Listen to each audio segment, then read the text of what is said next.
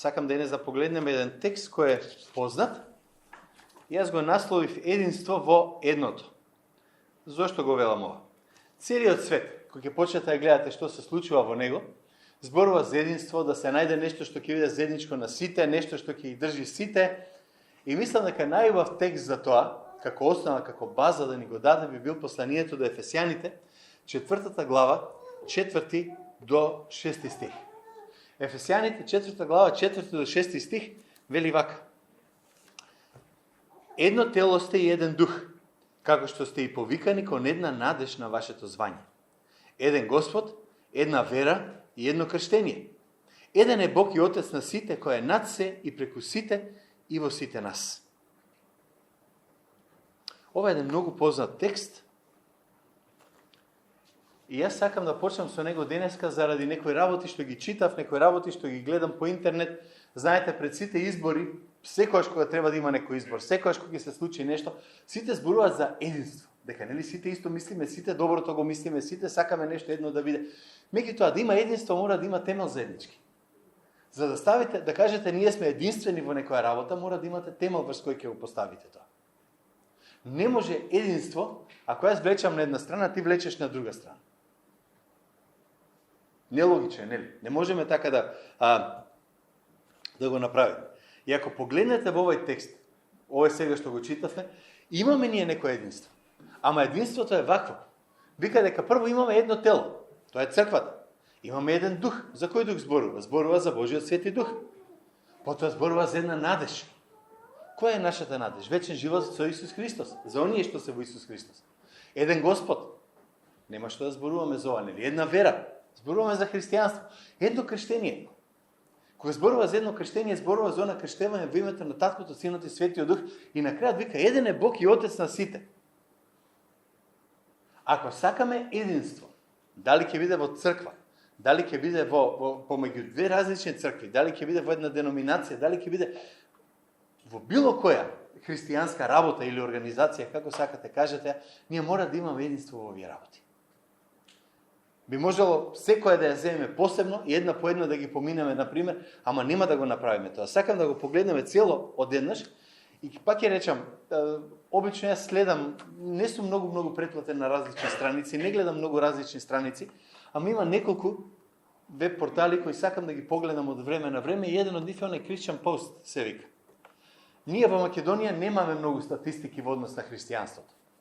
Да зборуваме најреално, немаме некој да вршал некои истражувања социолошки, социјални или било што, ама имаше Pew Research, тоа е еден многу познат центар за истражување, не само за христијански истражувања. Генерално прават многу статистики, дошле до едно вакво сознание. Вели дека 66% од верните луѓе во САД веруваат дека многу религии може да те донесат до вечен живот. 66% од оние што се нарекуваат христијани. 52% велат дека многу религии може би водат до вечен живот. 48% вели веруваат дека Бог го прифаќа обожавањето без разлика од која религија ќе дојде.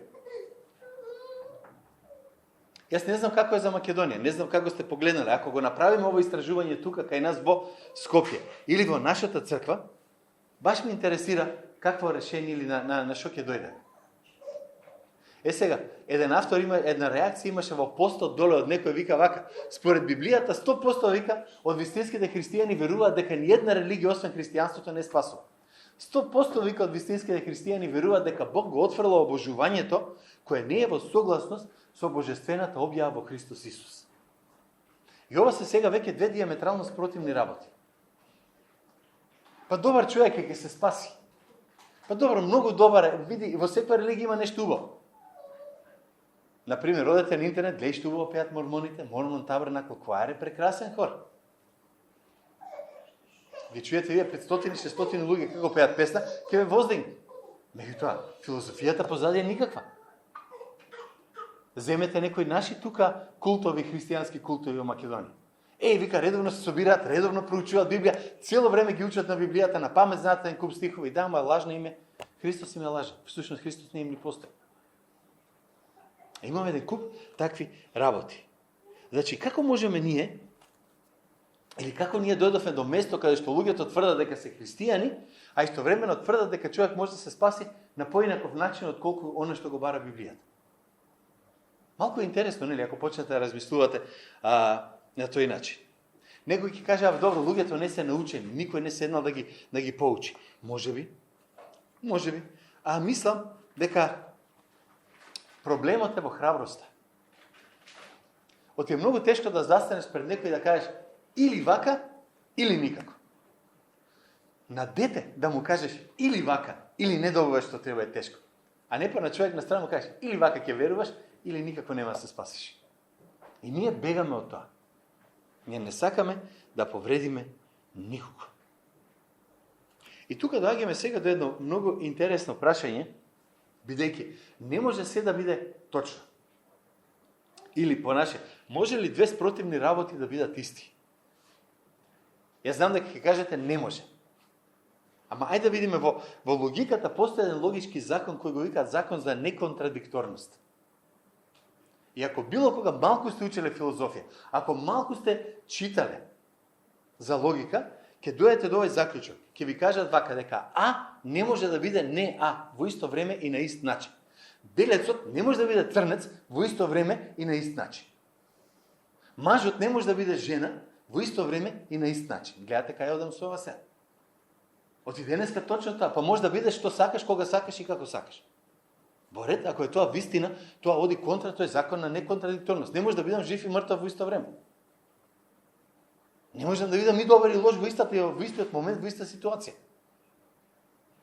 Не може. Тоа е логиката не ни го дава тоа, а сепак денеска сме принудени или не буткаат да веруваме точно вака. Дека може да и постои очигледна контрадикторност, ама да ја заборавиме во име на единство. Во име на некакво единство. Ајде да го видиме овој закон, применет на Библијата. Што би значило ова? Ако Јахве е единствениот жив и вистински Бог, тогаш не може да има други богови. Ако Библијата е единственото вистинско откровение на Бог, тогаш друго откровение нема. Тоа е класичен логички закон. Нема друго откровение. Ако Исус е Бог Синот, ако Синот е Господ и Цар, друг Господ не може да има. Не е фер. Јас не сум тој што ќе одлучува дали Бог е фер или не. Ама, реалноста е ова. Ако е фатиме Библијата, ако овој закон држи, а држи, верувајте ми во се, да не влегуваме, ако Исус Христос е единствениот спасител од грев и вечен суд, а кажеме дека е единствен, тогаш не може да има друг. Ние разговаравме малку тука со една сестра тука во црквата што си е по јазикот, по македонскиот јазик, за лектура, и дискусијата моја беше, може ли да имаме прв и најпрв? Прв, попрв и најпрв. Ние некој пат изборуваме така, знаеш, имаме прв, ама тоа е како децата, јас сум прв, не јас сум попрв, не јас сум најпрв. Или си прв или ништо не си. Во секојдневието тоа го разбираме. Ама кога ќе дојде во однос на христијанството, кога ќе дојдеме на ако грешниците се спасуваат само преку Евангелието на Исус Христос, тогаш не може да се спасат на друг начин, почнуваме да бараме што? Дупки во законот. Ако луѓето се избавуваат од пеколот преку вера во личноста и делото на Христос, тогаш не може да се спасат од тоа на друг начин. Знамо тие, како беше, едно чудо луѓе нели престана да го следат Исус кога рекла тешко е ова Евангелие. Ама тоа е Евангелието.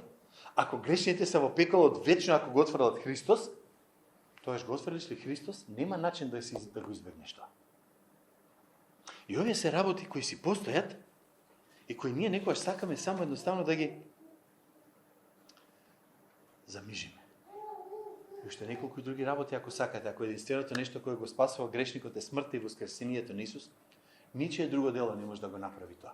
Ова веќе оди контра на она, јас можам да бидам доволно добар за да заслужам спасение. Или јас ќе направам ова или она, па ќе заслужам спасение. Колку наши македонски бизнисмени си ја помирија совеста со изградба на големи цркви. И ако можеше со градба на црква да се добие вечен живот и спасение, што се мачиме? Тргнеме да градиме цркви. И да добиеме спасение.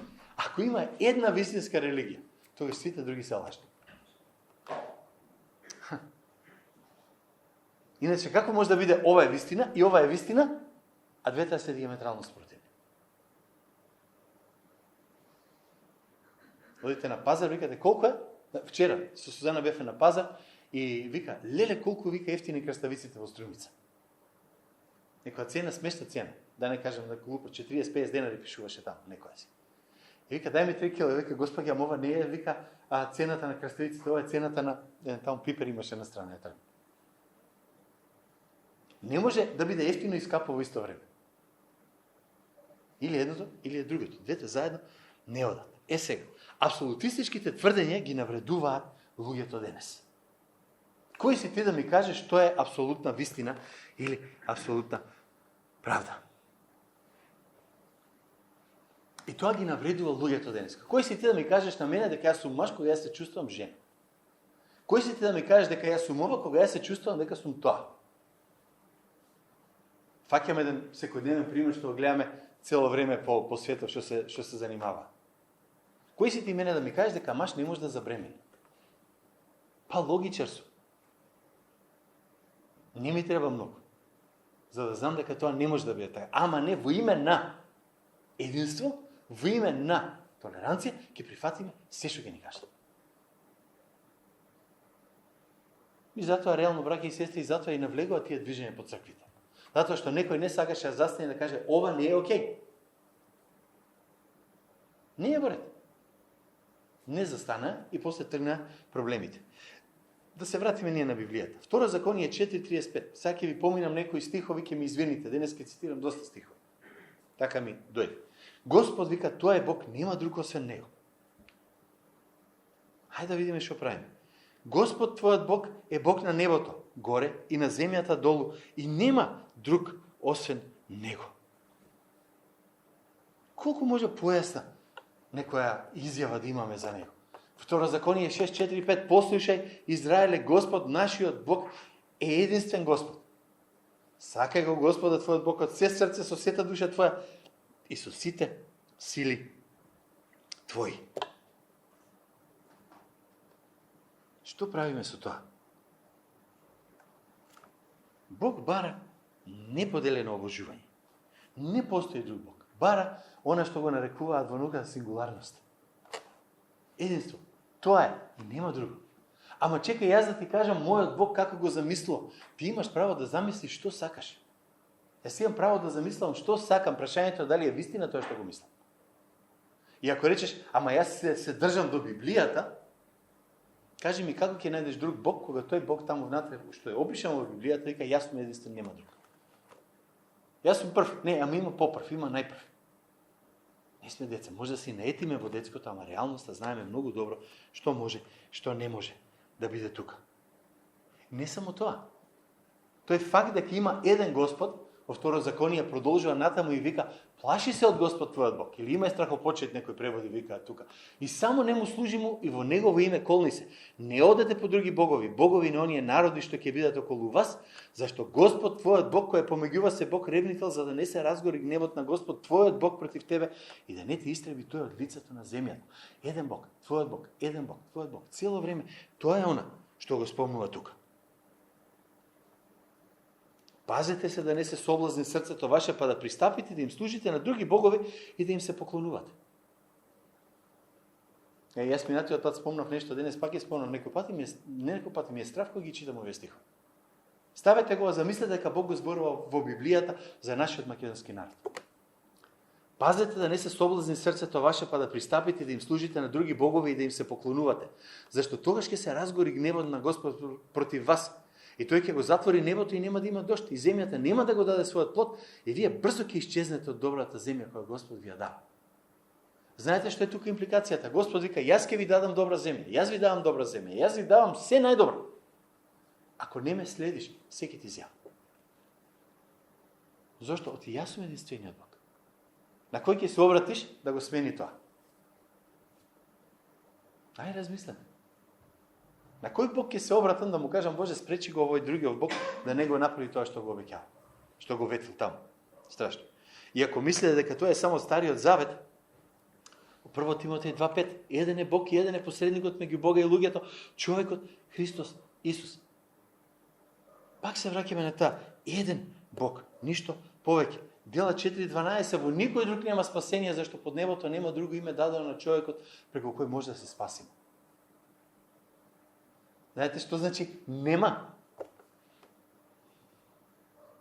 Нула, ништо. Кога ќе отворите новчаник и нема внатре пари, не викате тоа е твое мислење дека нема пари. Јас мислам дека има 5000 внатре. Зошто така не размислуваме за нормалните секојдневни работи? А така размислуваме кога дојде за Бог. Па добро, он поинаку си го сваќа Господ.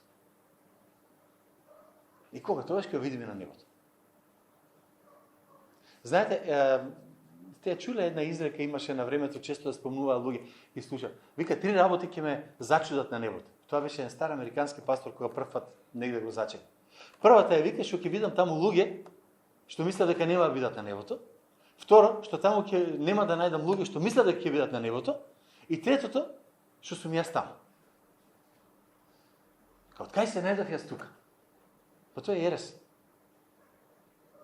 Ако сега и тука не знам кој ми е спасителот, таму горе сигурно нема да дознам. Ме спасил Господ, а ја не сум ни знал. Која е таа логика? Такво нешто во Библијата, браќи и сестри, нема да прочитате. Може да си дискутираме, ама нема. Во Јован 14:6 ви текнува. Јас сум патот, вистината и животот. Никој не доаѓа кај Отецот освен преку мене. Или исто Јован 3:36, кој верува во Синот има вечен живот, кој не верува нема да види живот, но гневот Божи ќе биде врз него. Колку поедноставно, што уште фали за може да каже човек, Библијава не дава опција А, опција Б, опција В. Ни дава една опција за спасение, една опција за вера, една опција е буквално за се. И затоа апостолот Павле вика, но во Галатјаните, таму 1 глава 8 и 9 стих, ако и ние самите или пак ангел од небото ви проповеда нешто спротивно од она што ви благовестевме ние, нека биде проклет. Ова за сите нас кои проповедаме, ова за сите вас кои му сведочите на некој за вашата вера, ќе застанете и ќе кажете, јас верувам дека Христос е единствениот спасител. И тој вика, тоа е твое мислење, нели имам право јас да мислам поинаку? Што мислиш, нема да се спасам? Па добро, имај си право, прав си што, не можеме да ти кажем што да верувам. Тука вика проклет да биде. Извинете, не е лесна проповед, ама тоа е реалноста. Значи, јас толку го мразам тој од другата страна, што сум спремен да го излажам за да заврши во пекло. Како? Со тоа што ќе му кажам, па добро, ти спаси се на свој начин, белки ќе ти помине. Кога одите болни на лекар, не вика лекарот, на ти лекче, белки ќе ти помогне. Или ај ќе те оперираме, па белки ќе те спаси. Ти одиш, викаш, сакам да завршиме работа. Се надеваме дека ќе биде како треба. И сакам нешто многу важно овде да спомнам, кога ќе продолжиме надоле. Кога зборуваме за единство, ние зборуваме за единство кое нема да е засновано на инклузивност, туку на ексклузивност. Ајде да ви објаснам. Ние не зборуваме за единство кое ќе ги опфати сите што сакаат да бидеме заедно на купче. Ние зборуваме за единство во исклучувањето, во исклучителноста. Да ви дадам друг пример за тоа, бракот. Кој брак успел кога е инклузивен? Јас, жена ми и уште неколку околу. Сите ќе ги собереме на купче. Инклузивност не може. Бракот може да профункционира и строго исклучено на ексклузивност. Еден маж, една жена, заедно се двајцата. Иначе нема да функционира. Отворен брак не функционира. Инклузивност во семејството. Јас можам да бидам, не може да кажам, вие сте ми семејство, да. Ама имам биолошко семејство кое е инклузивно. Не баш, нели? Ексклузивно е. Имам моје дете, моја жена, мој син, моја ќерка. Јас имам и братучеди, и роднини, и пријатели, и браќа и сестри во Господ. Ама физичкиот дел е во известен дел ексклузивен. Па да се вратам на она што го зборував. Ексклузивноста е оваа. Едно тело, еден дух, една надеж, еден Господ, една вера, едно крштение. Сите еден Бог и Отец на сите. Тоа е она за кое единство можеме да зборуваме. И тоа е единството кое води до вечен живот. Единство засновано на вистина. Единство засновано на она што Бог го кажал. Не на она што јас го размислувам и го правам. Погледнете што вика во Римјаните 1:18. Гневот Божи се открива од небото против секоја безбожност и неправда на луѓето кои вистината ја спречуваат со неправда. Божиот гнев ќе се открие секој пат кога ние ќе ја замениме вистината со лага. Јас сум благодарен, например, што во Македонија повеќето евангелско-протестантски цркви се работуваат заедно. Имаме единство за основните, за вистинските работи кои ги веруваме. Ние, барем по моje знаење, немаме некои цркви, има некои поединци тука таму, ама да кажеме цркви, етаблирани цркви, кои проповедаат ерес или кои одат во некој си екстрем. Фала му на Господа за тоа. Ама тоа единство е засновано на она дека има еден Бог, дека има еден цар, кога знаеме дека сите се согласуваме на начинот на кој како човек може да се спаси. Што веруваме? Нашето единство не е од тие, овој ми е пријател, овој ми е брат, браточе, другар, пријател, ама со него многу добро се знаеме, ај ќе влеземе во единство. Едно е соработка, друга е служба. Едно е единство да имаме во духот, а друго е само да се дружиме заедно или не знам си што да кажам. Затоа што тоа единство во инклузивност води до други ствари. Кога го познаа Бога, не го прославија како Бог, ниту пак му благодарија. Туку се заблудија во своите помисли и нивното неразумно срце им се помрачи, тврдејќи дека се мудри обезумија. И славата на непропадливиот Бог ја заменија со лик на смртен човек, на птици, четириножни животни и лазачи. Не може да постои единство ако другата страна обожава пастор, свештеник, деноминација, не знам си што. Не може да има единство во верата ако некој вика па има различни начини како да дојдеме до Господ. Како ќе имаме единство? Не може да постои единство во размислувањето во една држава ако некој ти каже па види родот е флуиден, денеска сум ова, утре сум она. Не може да имате единство и да имате заедничка цел што некој што вика ама тоа е твојата вистина, не е мојата. Пред некој ден баш го имав тој муавет со многу близок пријател. За да може да имаш група на луѓе да седат заедно, мора да имаат заедничка една линија на која сите се согласили. Бейслайн, на што го викаме, една основа, еден тема. Јас и ти да пееме песна тука во црквата, па треба заедничка нота да има. Вистина? И тоа е единството. Бейслайнот за нас основата, ако сакате, ние таа Библија или Библијата, која Господ ни ја дал. Правејќи се вика мудри обезумија, мислејќи дека се многу паметни, ајде да ви кажам што всушност кажува тука. Кога човек ќе го одбие вистинскиот Бог, кога човек ќе се откаже од оној Бог кој ни е откриен нас во Библијата, кој се манифестира, ако сакате, со создавањето и со се што има тука, кога не му даваме него чест, кога не го обожуваме, луѓето почнуваат со шпекулации. Луѓето почнуваат да размислуваат, чекај јас да ти кажам како го гледам Господ. Чекај јас да ти кажам што јас размислувам за него. Чекај да ти кажам што мислам дека ова вака значи или она значи или не знам си како. Една критика која евангелско-протестантските христијани ја добиваат често пати од некои традиционални цркви, вика, секој од вас има право да мисли што сака. Вие ќе отворите Библијата и викате ова вака, ова точно ова го значи тука и си верувате секој како сака и што сака. До некаде се во право. Тоа што знаеме многу пати ја кажеме, ама јас ова го разбирам вака, јас немам право ова да го разберам вака или онака. Библијата сама по себе си се објаснува себе си. Има места кои се тешки за разбирање, ама не се за спасение.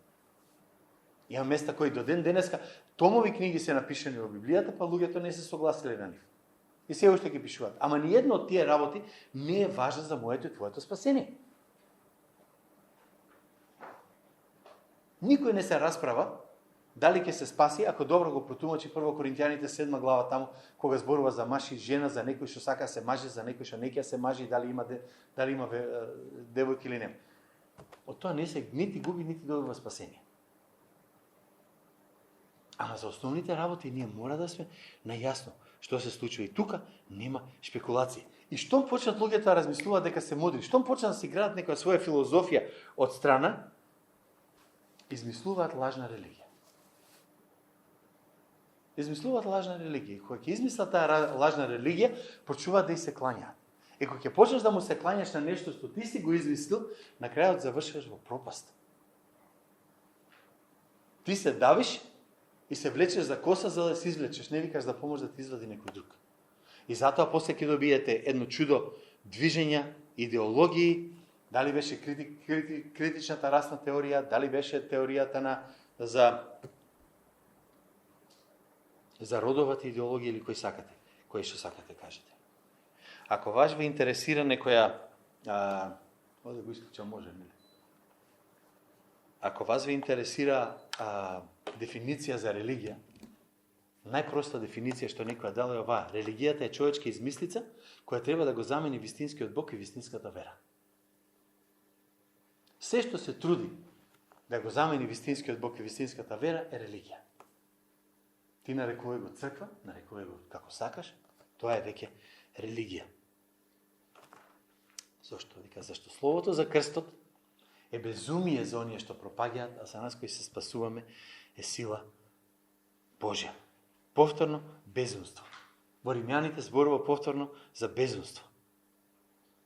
Во 20 стих ќе дојдете тамо, 20 и 21. Каде е мудрецот? Каде е книжникот? Каде е препирачот од овој век, вика апостолот Павле? Не ја претвори ли Бог мудроста на овој свет во лудост? Зашто светот при мудроста Божја не го позна Бога со мудрост. Бог благоволи со безумието на проповедта да ги спаси оние што веруваат. Ајде да би го објаснам ова малку со свој зборови. Ке го напуштиш Евангелието, ке го напуштиш крстот. Ке си најдеш друг начин на спасение. И првото што ќе направиш е ке почнеш да се караш со сите други околу тебе дека ти имаш вистината, а никој друг ја нема после тебе. Земете ги, погледнете ги сите оние лажни религии што се појавија надвор од христијанството.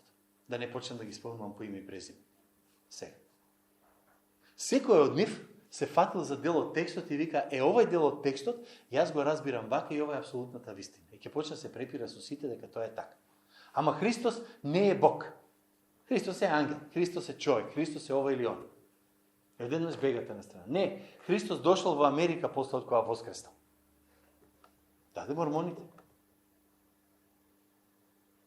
Или еден куп луѓе, имав ние една жена, која таа жена ни го даде финалното откровение како да тумачиме Библијата. Ке се сетите за кој го зборуваме. И ќе почнат да се препираат со другите. И Павле вика, светот по мудроста не го позна Бога. И Бог благоволи со безумието на проповедта да ги спаси тие што веруваат. Со други зборови кажува, вика, ние ќе проповедаме безумството на верата, словото за крстот, кој ќе сака, ќе се спаси, кој не ќе, не. Еден ден Павле беше, се сеќавате на во Атина, Марс, брдото таму, горе. Виде многу боштва, виде многу икони, многу ствари. И сите не беа доволни и мораат да најдат некој на кој ќе пишува на непознатиот Бог. Ако има еден Бог кој ќе беше доволен, непознатиот немаше да го спомнат. Ако си задоволен со тоа што го имаш, нема да бараш нешто друго. Значи, сите тие природни размислувања, како што сакате, духовни чувства, комплексни, некои си религиозни изјави, начини на кои луѓето сакаат да дојдат до Бог, се всушност бунт против вистинскиот Бог и вистинската вера. Или само на едно место во Библијата ќе се користи зборот религија. Јако вистинска религија е тоа и тоа и тоа и тоа, што ви се кажува тука. Ама, сакам нешто да кажем тука, дека лажните религии или оние што се обидуваат да добијат единство врз основа на инклузивноста, не се само човечка измислица. А зад нив постои и нешто друго. И апостолот Павле баше за тоа зборува прво Коринќаните во 10 глава, вика, што да кажам, дека идолските жртви се нешто или дека идолот е нешто? Не. Ама она што го принесуваат незнабожците како жртва, го принесуваат на демони, а не на Бога. Поентата на апостол Павле тука е следната, дека лажната религија, иако е човечка измислица, има демонска позадина. Што значи тоа? Тоа значи дека имате демон, имате сатан, дјаволот, ангелот на светлината, кој се преправа како нешто друго, да ги излаже луѓето, да не ја прифатат вистинската вера и да не се спасат. Многу просто, многу едноставно. Од една страна апостол Павле вика, идолите се ништо. Дрво, камен, нешто направиле таму. Ама од друга страна вика, за нив има демонски сили. Со други зборови, тие демони се оние кои ги одвлекуваат луѓето далеку од Господа и сакаат да ги уништат тука. Ако одите во Римјаните во 10 глава, ќе најдете таму има една група луѓе кои според оние 60 и кусур % таму на почетокот што кажа дека човек може да се спаси и на друг начин, сигурно ќе беа спасени, тоа се евреите. Ако има народ во светот кој би требало да може да достигне спасение, или група во светот која би можела да достигне спасение на поинаков начин освоен преку крстот на Христос, тоа би требало да бидат кои? Евреите. Зошто? Па ние до ден денес го користиме Стариот Завет, нели? Па нели Христос беше евреин, дојде преку нив. Па на крај краишта, па они го распнаа Христос, така? Ама пак и нив воскресна Христос. Па првите апостоли беа евреи сите. Па значи, ако треба по заслуга некој да добие спасение, па белки тоа би биле евреите. И затоа апостолот Павле во Римјаните 10 глава 2 и 3 стих самиот вика: јас им сведочам дека тие имаат ревност за Бог, ама не според созданието. Тие имаат правилен став према Бог. Тие веруваат во вистинскиот Бог. Тие имаат правилно размислување каков ќе биде. Се им е тоа нив јасно. Супер. Ама има проблем. Каде е проблемот? Се трудеа со сите сили да направат нешто. Се трудеа со сите сили да се борат за Господ. Беа спремни да умрат за Господ. Колку бунтови имаше оти некој сакаше да ги направи многу божци таму или да им го скверни храмот. Колку луѓе испотепаа, колку пророци убија заради таа така наречена чистота на нивната вера. Се направија освен да го препознаат Месијата. Гутна него. И настана еден куп проблеми. И затоа апостол Павле вика: срцето мое ме боли, мојата молитва за Бог е тие да се спасат. Има добар став, ама погрешно знаење. Има голема желба за Бог, ама на погрешен начин изразува и не сакаа да го прифатат оно што веќе Бог го кажал. И всушност има неколку проблеми зошто тоа се случува. И тоа е причината и денеска зошто луѓето сакаат да избегаат од вистината. Па ќе речем, тешко ни е после да имаме единство. Ајде да го видиме првиот проблем. Првиот проблем е неразбирање на Божјата праведност. Во стих 3 вика: не знаејќи за Божјата праведност. Што значи тоа? Луѓето не биле, или па и денеска, не се свесни што значи Бог и неговата праведност. Што значи да има 100% праведен Бог, кој не пребега? Не е Зевс. Му текнало ќе се скара со некој, па му текнало ќе губи овој, па ќе го возвеличи овој или така натаму. Имате Бог кој е апсолутно праведен, апсолутно свет, апсолутно совршен. Така вие не сваќате што значи тоа. И да ви кажем, реално не сваќаме што значи тоа. Замислете си, никогаш, апсолутно никогаш во ниједна ситуација да не направите ништо зло, ништо лошо. Се да биде апсолутно совршен. Тешко ми е да го замислам тоа. Тешко ми е, затоа што ние како луѓе не можеме да го разбереме тоа. Ние како луѓе бараме светост, бараме праведност која е на некоја скала од 0 до 100%. Господ е на 100%, ние сме, јас сум 75, 80, 89, можда некој има тука, некој посветна кај 92, 3 оди, кај да е, можда ќе достигне до Господ. Нема врска. Бог вика, вашата праведност е 0, мојата е 100%. Упс. Како може да имаме единство јас и Бог во ваква ситуација? Нешто тука не чини. Толку е свет, толку е нетолерантен за секој греф, што просто не сакаме во главата да го ставиме. Евреите, како и ние денеска, сакаат да размислуваат вака: Бог е љубов, Бог е милост, Бог е добар, Бог си е супер, има сочувство кон човекот, знае оно ти ние не можеме да исполниме се. И тоа е неговата доминантна страна. Нели, како секој од нас што си има некои доминантни карактеристики. Не вика, не е така. Бог е апсолутно и свет, апсолутно праведен, апсолутно чесен. И кога ги направиме тие две работи заедно, веќе имаме проблем. Бог е премногу праведен да го толерира гревот. Тоа едно ние не сакаме да го чуеме. Ајде да го видиме вториот проблем. Првиот беше дека не можеш да ја намалиш Божјата светост. Не смееш да ја спуштиш. Вториот е, кога ќе ја намалиш Божјата светост, ќе си ја возвиш и својата праведност. А може да си изедначиме некако. Тежнејќи да воспостават своја собствена праведност, вика тие не и се подредија на Божјата праведност. Римјаните 10 глава. Што е тука поентата? Бог не е толку многу свет како што вели, јас не сум толку лош како што ми вика Господ. Ќе се најдеме на средина. Го знаете фарисеот, што влезе во храмот. Боже, фала ти што не сум како овај.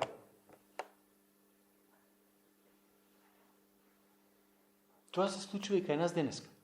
Кога сакаме да покажеме дека ние баш не сме толку лоши како другите, тогаш ние ја спуштаме Божјата праведност. Ја возвеличуваме нашата. Ти знаете, мора да најдеме некоја хомеостаза, ние мора да се изедначиме некако.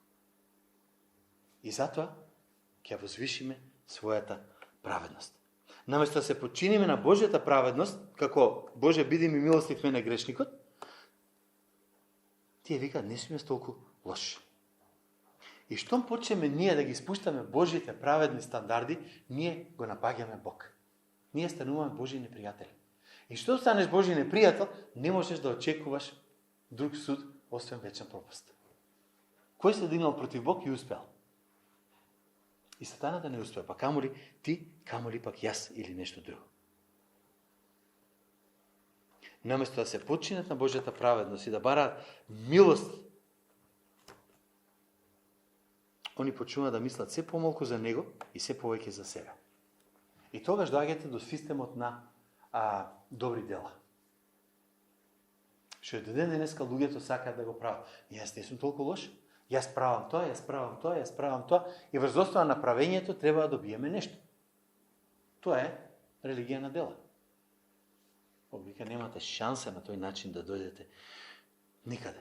Значи, не им беше јасна Божјата праведност или не знаеа за неа, не беа свесни за својата неправедност. Третото беше не сватија што им дава Христос. Вика, бидејќи крајната цел на законот е Христос, за да биде оправдан секој што во него верува. Крајната цел на законот, зошто е Христос? Затоа што Христос беше единствениот што го исполни законот. И кога го исполни законот како таков, тој рече веруваш во мене и како ти да си го исполни законот. Мојата праведност ти се припишува тебе. Ето а не сака. Знаете зошто имате во традиционалните религии свети кои треба да ви бидат посредници?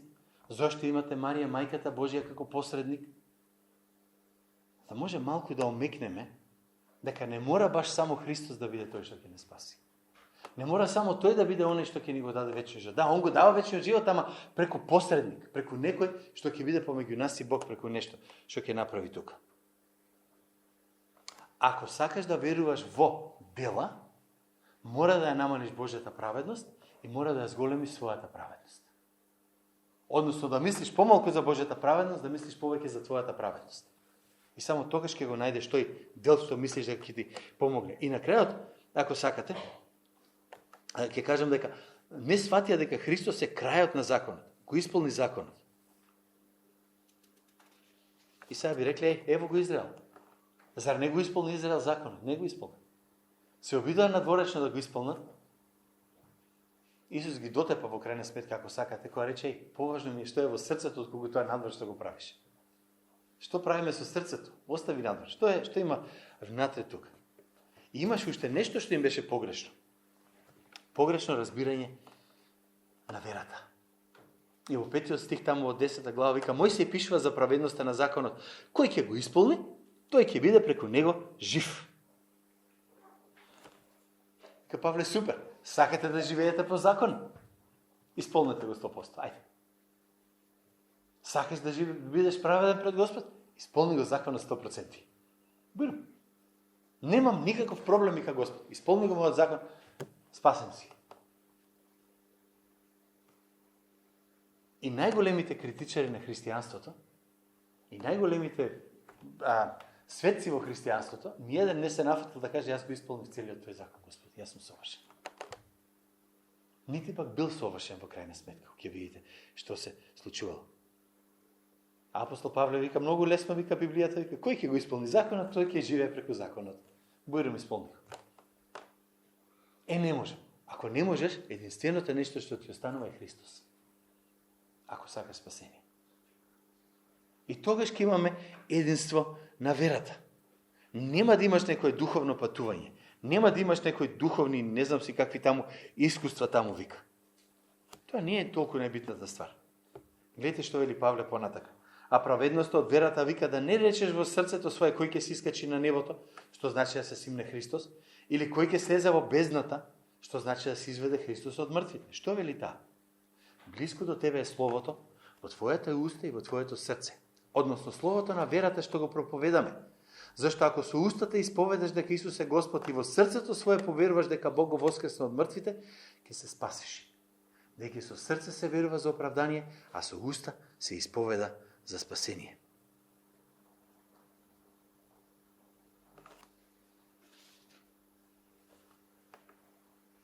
Секој кој верува, вика, нема да биде исклучен.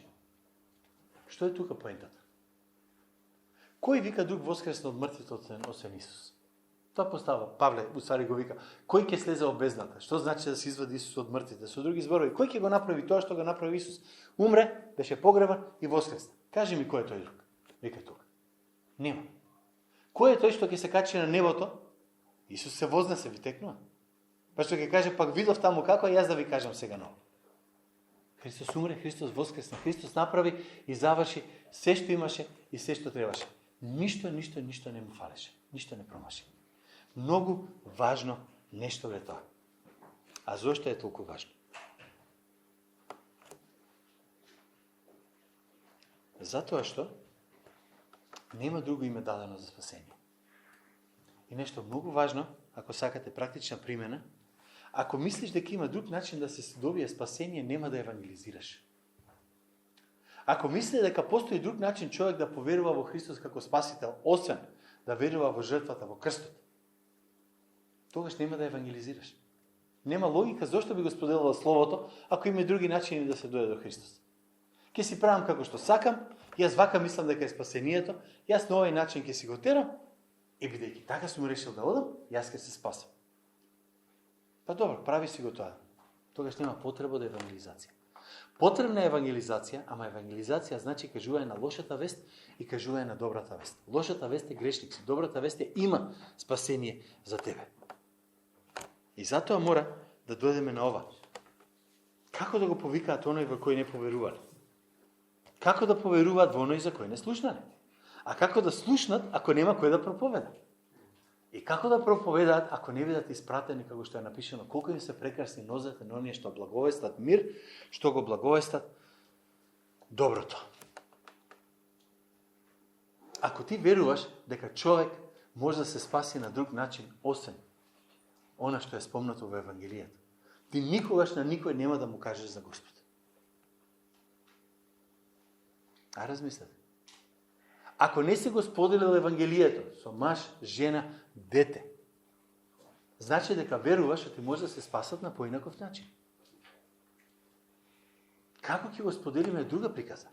На кој начин? Секој ќе има поинаков начин, може би. Секој има друг круг луѓе околу себе си и некој ќе биде на ова, но некој ќе биде на оној начин. Ама ако не го споделуваш Евангелието, ако го криеш, ние имаме луѓе во Македонија кои се водат како христијански работници и целиот живот го прашува што си правил тука во Македонија, не знае да ти каже.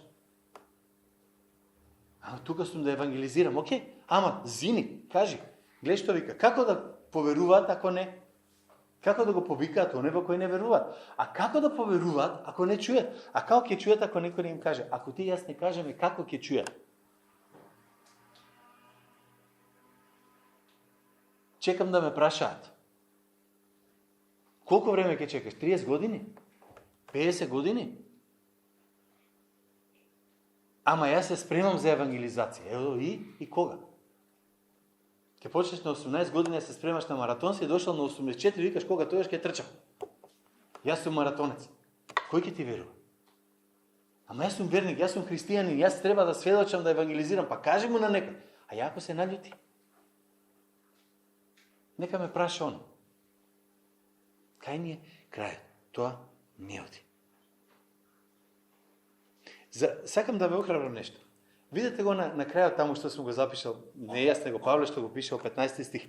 Колку им се прекрасни нозете на оние што благовестат мир, што го благовестат доброто.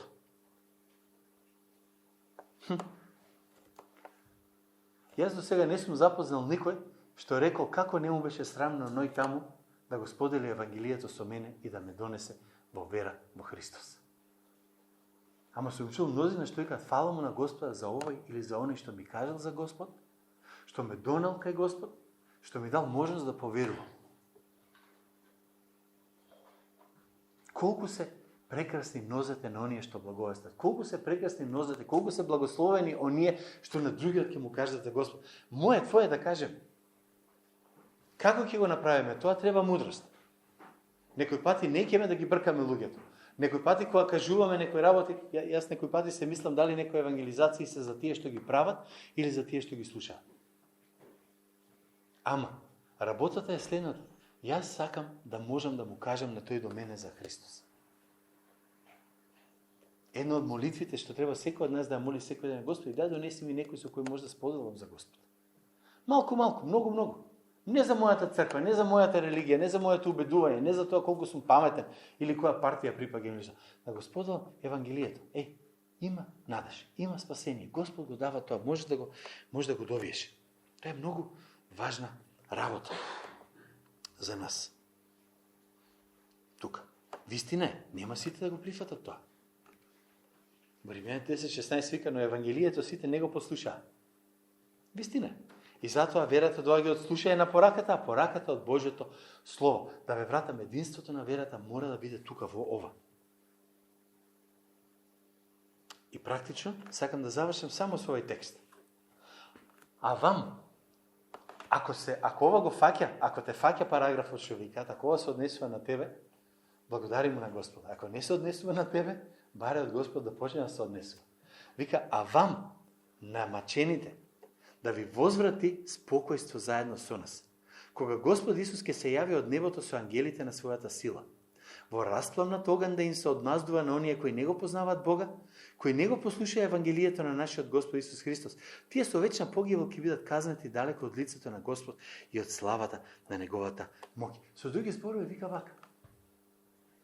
Господ ќе ни го даде на спокојот. Зашто е нарекла мачење? Затоа што не е лесно да го споделиш Евангелието. Не е лесно да му кажеш на никој дека не е во ред. Да ви даде, вика Господ, спокојство заедно со нас, кога Господ ќе се врати. Со други зборови, спокојството, мирот ќе дојде од Господа. Ама овие што одбиваат ќе имаат друг проблем. Како може да избегнеме ова вечно уништување? Ќе почитуваш Евангелието на Исус Христос, друг начин нема. Сакаме единство, ќе го добиеме само во ексклузивноста. Не единство преку инклузивност на се и секој и на секоја работа.